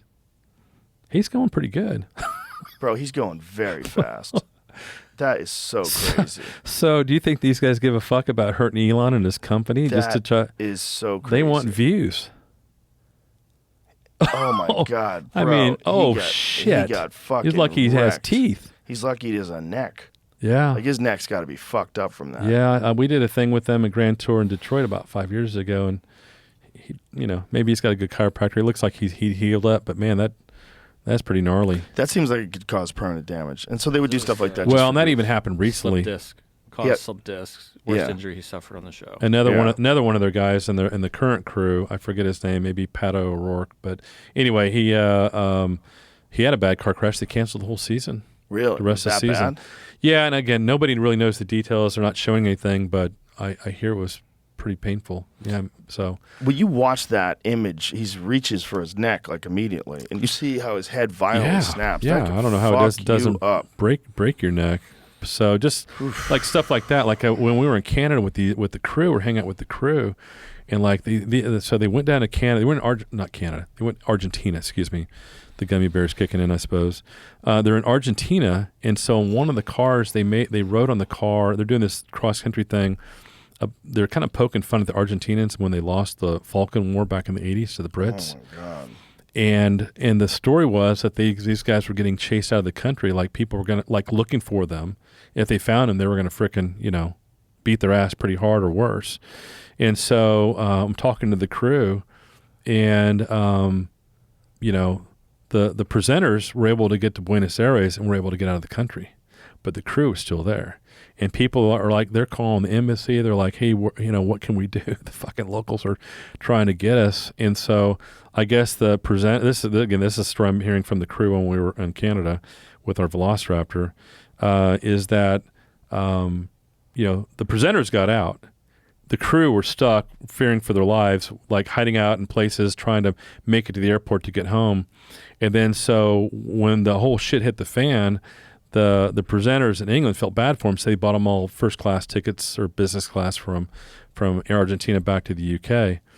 But then the question becomes, kind of given the pattern of wanting to further jump the shark. And look, if I climb a mountain, I want to climb the next mountain, so I get that to some degree. But did these guys actually try to stir up the locals by putting shit on their car to fuck with them? Well, of course they did. Yeah, just for notoriety, and so yeah, that's the show. I would think so. 100%. Why else would you do it? Because you're trying to be nice. Yeah, I don't know if they knew it was going to go as far, but man, but it's kind of a shitty deal where they skated out of there, and their crew is literally afraid they were going to get fucking beat to death. Imagine if they did. Yeah. So and I'm hearing this from the crew, and this auto had gone down like 30 days before. Jesus Christ. Yeah, it's kind of interesting, but Well, it's a wild show, but it's a fun show. It's a fun show. It's a fun They're show. They're irreverent, and they fuck with everybody, and have they gone too far a few times? Sure, but I think they're, just trying to entertain. Well, he does entertain, and when Jeremy Clarkson reviews cars, it's like when he's really enthusiastic about it, like he's reviewed some Ferraris. That guy's word was like, it would either make you or break you. Yeah. That was, probably from 05 to 20, Farrah had about a 10-year period. Now you got Chris Harris, who's friends with our mutual friend Matt Farrah in California. Yeah, I've had Chris on the podcast before. Okay, yeah, cool. He's great. Yeah. He's probably one of my favorites. We had dinner with him in London a couple weeks ago, and just could be any finer. Yeah, him and Matt are two of my favorites. Yeah. For reviewing cars. Yeah. Smoky Tire's awesome. Yeah. It's just car entertainment, has sort of come a long way. Right. There wasn't really that much back in the day. There was not really a show like, once Top Gear came around, then people realized how entertaining it is just to see cars and hang out with cars. Right. Now I think really one of the best of it is Jay Leno. Like Jay Leno's garage is fantastic. It is great. It's very good. Yeah. He loves cars so much that it's so contagious. I don't know anybody that knows more about cars from A to Z, from steam cars to hypercars to race cars, everything in between. Jay Leno is literally a walking automotive encyclopedia. Yeah, I don't understand the steam cars. Get out of here with that. Well, what are you doing with it's... He's got ones that he drives around that aren't even supposed to have rubber tires, so he had to put rubber on these steel wheels so that it's legal to drive around. Well, did he ever tell you on a steam car, you're heating up this boiler, and the boiler's got water in it, and that turns into steam, and that's what makes it go. But when you run low on water, if you're not careful, they'll explode. Oh, so you have to turn off the heat, and so this came up because I was in Jay's one time and I saw one of his steam cars and he's talking about it. I'm like, what's the garden hose in the back seat for? It's like, well, I'm over at driving through Burbank, and his start running out of water, so he's able to shut it down so the engine doesn't explode. And he goes up and knocks on some little old lady's front door and says, ma'am, can I hook my spigot up to your, my hose up to your spigot? I need to put some water in my steam car. Imagine Jay Leno showing up at your house. Oh yeah, wanting to borrow water. Right? Yeah. Yeah. That's some crazy shit. Yeah, he's got an insane collection. I can't even believe how big it is. When I was there, I thought it was just one of these buildings. Yeah. It's 11. Oh, it's the whole block. He has 11 buildings. Yeah, like that. they're all kind of daisy chained together. Yeah, it's incredible. And motorcycles too. Yeah. Yeah, we did. Jay's been a customer. Gosh, almost 30 years. He had the first black Gen 1 Viper, and so he wanted to do an exhaust, an intake, and a 373 rear end gear. And so we're scheduled to go out there, and I just talked to him like on the phone one time, and I only dealt with him. I didn't deal with any assistants or handlers. And so I just dealt with him on the phone the one time. And then my wife had our first child. We had a miscarriage, and so I couldn't go. So I just had somebody call out there to his office, say, John can't make it. Didn't give me any reason. And dude, like 2 days later, flowers and a card showed up to our house. And to this day, I do not know how Jay knew that we had a miscarriage or even knew my home address, but somehow he found out and sent flowers. We've been friends ever since. That's awesome. Yeah. That's very special nice. Dude for sure. Super passionate, super influential. Another thing I learned from Jay that's cool. So whether it's a $2.7 million Venom F5 Revolution or one of our, Velociraptor Mammoth trucks, whenever I'm out in public with one of our vehicles or if I'm at like a Cars and Coffee car show, Jay taught me that. I said, what got you into cars, Jay? He says, well, when he was 12 years old, there was like maybe a 55 Jag parked out in front of a store, and he was admiring it, and the guy came up to the car and says, hey, kid, you like the car? And he says, yeah. And the owner said, would you like to sit in it? And so I've seen Jay at a bunch of car shows. So if you're somewhere south of 12 years old, and you ask him nicely, he'll let you sit in his car. So we do the same thing. And so when they kind of start queuing up, and I get the 14-year-old, I'm like, no, we'll have to. Yeah, he goes to those Cars and Coffees. Oh things, yeah, right? no, he's takes all kinds of shit. I mean, so when Jay was doing Tonight Show, that's when I met him, and we did several projects for him.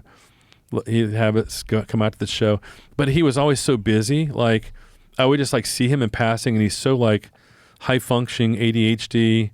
Dyslexic, which my son Cole is too. It's just like his brain just moves at 1,000,000 miles a minute. So like I see him, hey Jay, how you doing? Blah blah blah, in and out, get in his next car and go. But then when he retired from the Tonight Show, a whole different Jay.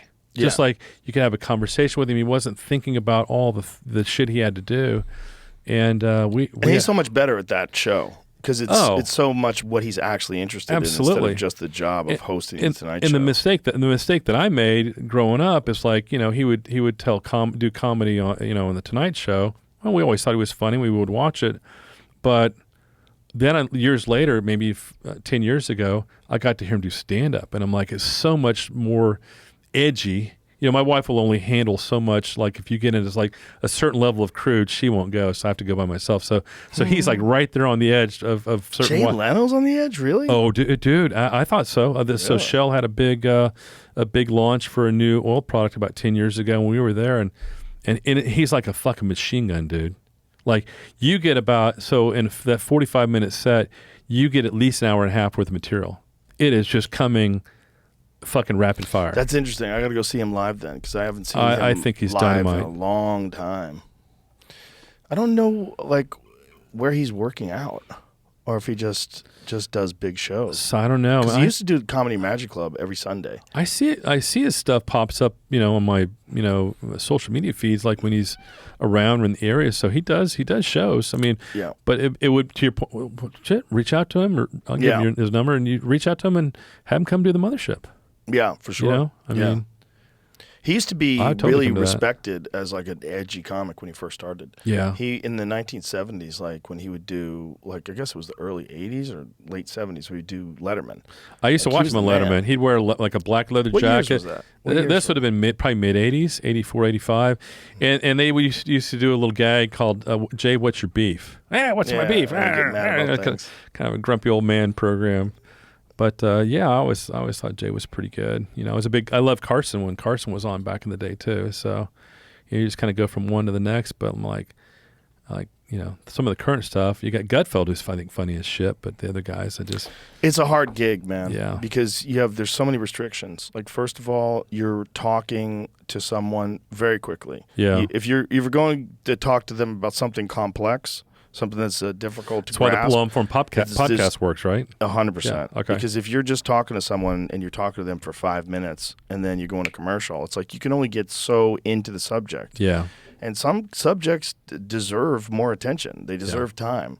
And you really can't do it on those shows. And then also you're censored, right? So you can't say certain words. You can't speak your mind. You'll have a producer in your ear telling you what to do. And then on top of that, you have these commercials. You have to wait for the commercial. Then you got to build momentum back up when you're back. All right, we're back. Like, why are we back? Like, what is this? Like, it's the worst way to have conversations. And that's essentially what those things are. What those things are is just, it's like short attention span, quick soundbite conversations that are not satisfying. Right. That's the problem. Like, to get a satisfying conversation, you need to talk to someone for a long time. Okay. And so they're crippled. It's like they're handicapped by the system that they exist in. Okay. There's nothing you can do to fix man, it. But it just is. Was it that much different from when Carson and Leno were doing it? I mean, yes, because there's today's podcasts. a lot worse. Well, there's podcasts now. Oh, so now they have competition. There was nothing else to watch back then. Now people see it. This is what it is. It's like they see the difference.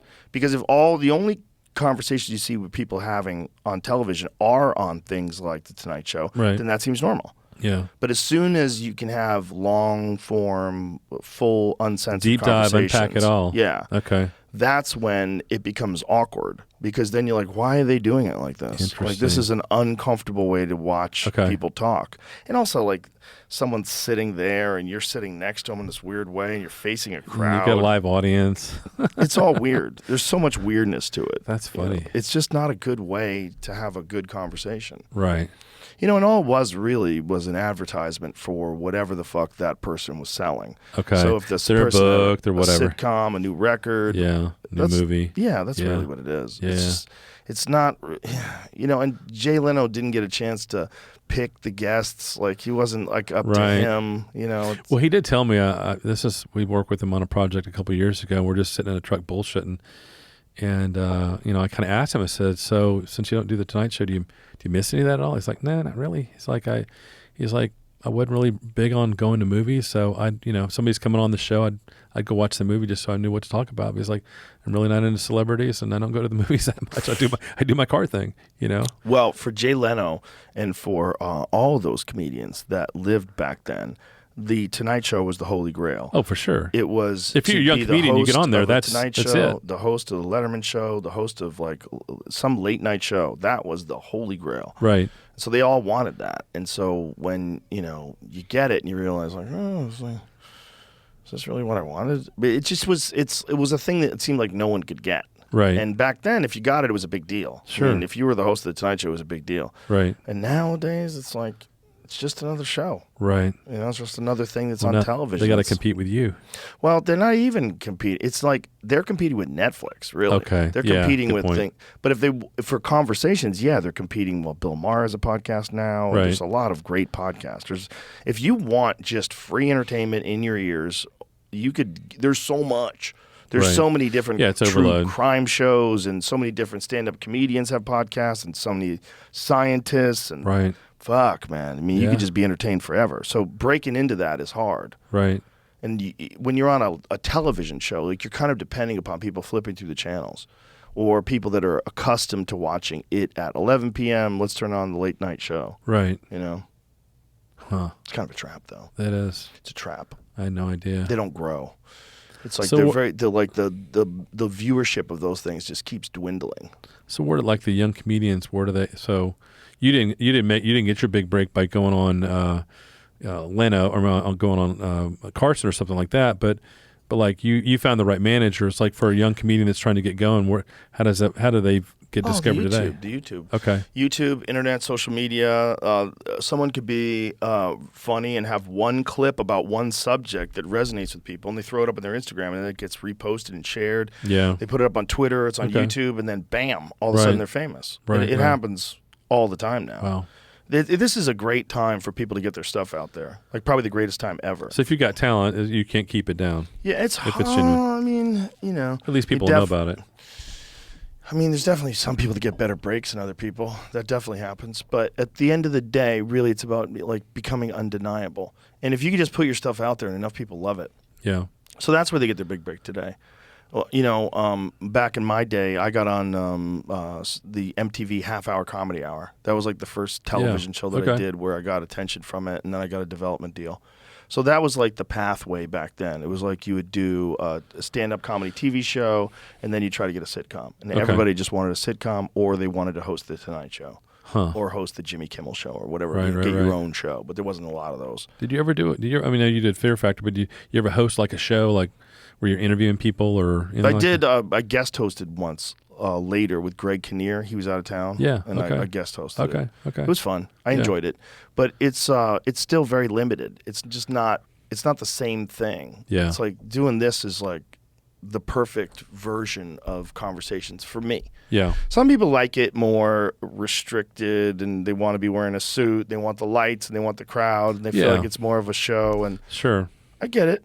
There's all kinds of different things that people like, but for me, this is the most fun way to do it. Yeah. How's a gummy bear treating you? You look a little faded. I'm buzzing pretty good. You look a little faded, fella. Yeah. Doesn't he? I can smell it. I smell you went to the dark lands. I brought my son. He can drive me home. Good. No autopilot for me tonight. Yeah, none of that. That's funny. That's Ric Flair. Woo! Woo! Woo choose. Texas has got to get its shit together with weed. It's weird that some weed is legal. I like think that will. weed is legal. Like Delta 9 is legal. Fairly weed. I got a quick weed story for you. So this ties into cold plunge. So I got diagnosed as ADHD back in the late 90s. So I've been married for a while, and we're having trouble. And like my counselor gives me this book and says, answer these 100 questions, and if you're more than 80 of them, then you're ADHD. I was 98 out of 100. So I started taking Ritalin. Okay. Whoa. And I've been taking Ritalin, for almost 25 years. So fast forward to a couple months ago, I go to my doctor, to the clinic, to go get my prescription refill because it's a controlled substance like Adderall or opioids or whatever else. And like for me, it just wakes me up in the morning. I don't drink coffee, and it kind of helps me stay focused on the stuff I've got to do and better follow through and focus. And so I go in, and the nurse says, well, we have a new policy at the clinic. In order to get a refill for Ritalin or any other controlled substance, we have to drug test you. And I said, okay, all right, whatever. Once a year. And so I started filling out some paperwork. She's like, okay, well, tell me when you want to go pee in the cup. And I said, you're going to drug test me now? I said, I'm 60 years old. I've never been drug tested in my life. And it just pissed me off. I'm like, I'm paying money to be here. I just want my Ritalin. So I stopped taking it. And so like for 30 days, I'm kind of like, oh man, I got a little less energy, a little less focus. Well, then I've been watching you and other friends cold plunging. Are you allowed to just get off of Ritalin like that? Can you just you're turkey it? You're not supposed to cold turkey it, but I did. Were you on a fairly low dose? Yeah, it was 20 milligrams in the morning, 10 in the afternoon, but I normally didn't take the afternoon. But here's what I found, that for the 30 days following, it wasn't that hard of a real transition. I was just a little more lethargic and needed to get to the gym more. But what I learned is that my level of aggression with my kids, my wife, my employees was ratcheted down by probably 20%. From the cold? Well, or no, from the Ritalin? So this me stopped taking Ritalin. Okay. And my resting heart rate was lower. And so I thought, what can I do? So Ritalin was just jacking you up. It was jacking me up, but it had been jacking me up for 25 years. And then friction I would have with employees, or I would want to get into tussles on just stupid shit. And so this recent revelation is the clinic wanting to drug test me so I could get my Ritalin refill. Me not taking the Ritalin, I believe, well, my wife and kids at least tell me this, and a few employees, that I'm just, I don't have to take gummy bears to calm down at times, right? I'll take a gummy bear sometimes to go to sleep. But then I thought, okay, well, what can help kind of replace, kind of give me that kick in the ass in the morning, so kind of wake me up and get me going. And I'll go do an early workout, a boxing workout a couple times a week. But I'm like, I need something else. I've been seeing you and other people doing the cold plunge program. And that's like, and I had done it a few times before I got off the Ritalin, but I thought, like, okay, the last time I did that like gave me like this boost of focus, like this mental focus, and more calm through the day.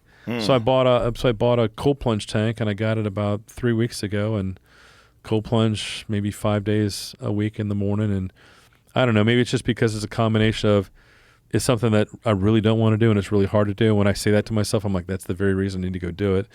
And then secondarily, just like it shocks my system and all of a sudden it just wakes me up. So I'm like, so if you're listening out there and you're on Ritalin, your kid's on Ritalin, maybe I'm not a doctor, I'm not telling you what to do, but I am saying that I got off of Ritalin and now I can kind of backfill that boost of energy in the morning by doing a cold plunge. That's interesting that you were on it for 25 years and you're able to get off of it in 30 days. Like, what did that transition feel like? Because I would imagine that you would kind of become dependent on the feeling that you get from that. So I would run out from time to time. I never felt dependent on it, but I did feel lower energy.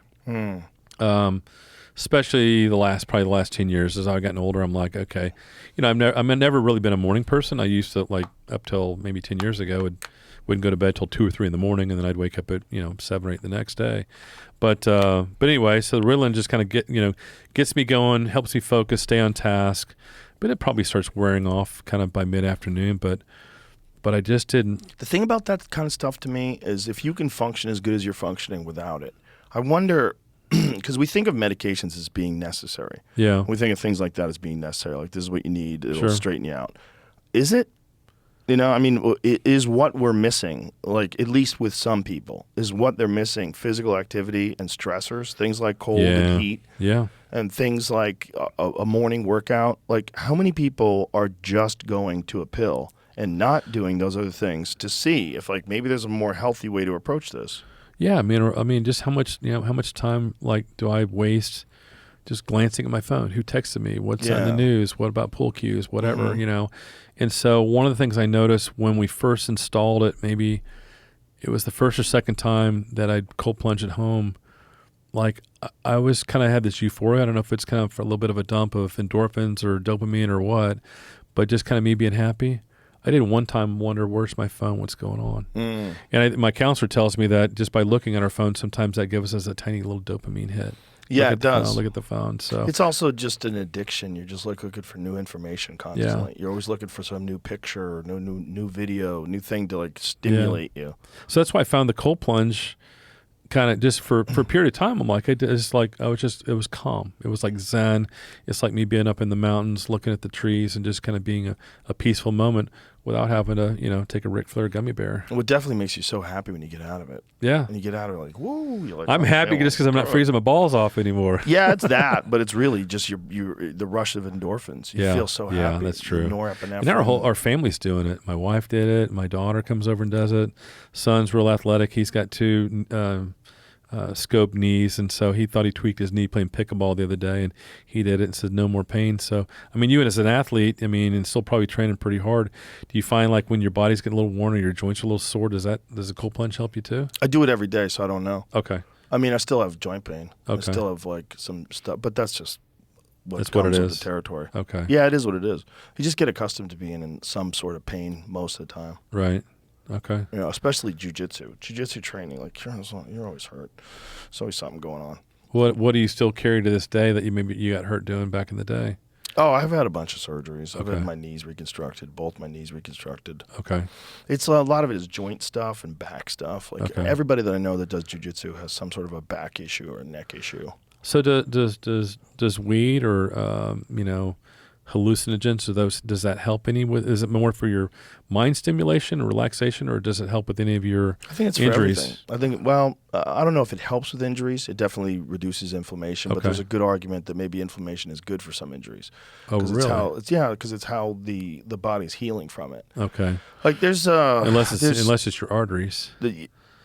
What's that? Unless you've got inflammation in your arteries. Yeah, that's not good. Yeah. But inflammation from injuries. Got it. So there's like 2 schools of thought. And one school of thought is you should ice things immediately and Okay. calm down the inflammation. And the other school of thought is really what you need is heat and motion. And you need to kind of like let the body do its normal process. And there's a reason why it's inflamed following an injury. It's sending a lot of blood to that area. It's trying to fix it. I don't know. I'm not smart enough. I've heard from very smart people both things you should do. I've heard you should ice things, and I've heard you should never ice things. I don't know what to say about that, but I do know that it does inhibit your growth and gains if you do it post-lifting. Okay. So like if you lift weights and then you jump into the cold right afterwards, the reduction of inflammation actually equals less growth. So you get less what they call hypertrophy. Did you talk about some guy that was doing cold plunges before his morning workout? That's what I That do. was boosting testosterone? Yes, we read about that. Okay. There was a guy that he had some sort of a test that showed that he might have cancer. Okay. And they wanted to put him on certain medications, and he said, I want to try doing a ketogenic diet and doing the cold plunge every day. And so this guy shifted his diet and went to doing a cold plunge every day before his workouts, and his testosterone rocketed. Wow. All of his problems went away. And Wow. He started feeling way healthier. Right. But I think sometimes people need like a little bit of a wake-up call just to kind of straighten up your diet. Yeah. And maybe it doesn't need to be keto, but maybe the benefit wasn't really from him doing keto, which may have been a benefit, but it also might have been when you're doing keto, you're not eating any bullshit. Like you can't eat potato chips, you can't like drink soda. Yeah. Like you only get a certain amount of carbs per day. Right. So you're trying to get your body into this state where it's just burning fat, and just by doing that, you're eliminating bullshit. And that's probably what's fucking with people more than anything. It's just bad food. Do you cook your own food, or you have somebody? Yeah, I cook okay. my own food. Okay. Yeah, I cook a lot. What gummy bear moment. Gummy bears are your friends, but sometimes they fuck you. They leave you searching for your thoughts. Yeah. No, I love cooking. I really do. I love cooking meat, especially like game meat, like wild game. Yeah, I see your Instagram with some of that elk stuff. Looks like, man, I'll be right over. I love it. I love cooking ribeyes too. Right. Because I like to eat. I eat mostly meat, so I try to eat a lot of fat because I'm not getting much else. Do you take, so like when you go to, go on the road for a fight or doing stand-up, you bring like a cooler, you bring your stuff, some of your stuff go with to you? restaurants. Okay. No, I Okay. haven't got time for Do you coolers. do much with intermittent fasting? Yeah, I do that all the time. Okay. Yeah. Generally, I do at least 14 hours. Okay. So I generally like to work out in the morning fasted. Okay. Okay. But it depends. Like sometimes, like if I have a show late at night, like last night, my show was pretty late, Right. and I was home until like 2:30 in the morning. Okay. So then I had some food at night because I was Yeah. just exhausted and tired. So Sure. then I ate, then I went to sleep, and I woke up later. Right. So when I woke up, I just ate and then got my shit done because I'm like, listen, the fasting's out the window. Right. I got tanked last night. Let's just like get something in and get the sweat going and let's get rocking and then. Kind of get your body back But I on do the track. cold plunge before anything. Okay. Before any of my I'm gonna workouts. I'm gonna try that out. I'm so accustomed to it now. It still sucks. Like I still hate it. I still think about checking But it it's out. necessary. Well, it is really good for you, and I feel so great when I get out of it. And more importantly, it's made my body much more resilient to cold. Like I warm up really quickly. Yeah. Like once I'm out, like I do the 3 minutes, and I remember the first time I did it, I was fucking cold for so long. It's like, oh, you fucker, oh, you fucking bitch, you dummy, what is wrong with you? Why are you doing this? Now I get out, and I'm like, woof, like my body's completely adapted to it, so That's how I I can felt this start morning. working out right away. How cold? What temperature do you find it? 34. Oh, you go that low? Yeah, I do 34 for 3 minutes every morning. Wow. Do you have a chiller? Do you have ice or both? I have a Morosco cold plunge at Okay, home, at Morosco Forge, and here we have one called a Blue Cube. Okay. And they're both very, very good. I want to see that. I The bought Blue one Cube- from Renew. I'll show you the Blue Cube. Okay. It's out here. The Blue Cube we have at the studio, and the Blue Cube they're upgrading to this Okay. fucking insane one they have now that's like a river. Okay. So you don't get a thermal layer over your body. So when you sit So in the the water's cold constantly plunge, circulating. exactly. So it just Like you're sitting in a keeps river. sucking. Okay. It never stops sucking. Oh, that's going to super chill your ass. Yeah, because when you get in the Morosco, it's amazing. And look, it ain't easy. Right. 3 minutes is a grind. At that temperature? Oh, my gosh. But after a minute and a half or so, it gets more relaxed. Okay. And that's because you develop a thermal layer. Because Okay. when you get out, you know how your body gets like super red? Yeah. Right? That's what that is. Okay. That's your body is forcing blood to try to warm up your skin Okay. that's in contact with this cold. It's trying to prevent you from hypothermia. It's giving you some insulation. Yes. Okay. And so this Blue Cube one doesn't allow that because Okay. it's like constantly running. Flowing through. It's constantly flowing. So it's Oh, my torturous. gosh. Wow. Yeah. I'm a wuss. I'm only down to 55 degrees. So Oh, that's ridiculous. I know. I shower in that. I'm sure you That's do. outrageous. You got ice cubes coming out of your I like shower. cold showers too. Yeah. In the winter, it's great. Yeah. I love it. I love it in the winter. Oh, in the winter, it feels so good. I love doing it right after the sauna. Yeah. Go right into the That's cold what I was going to shower. ask you.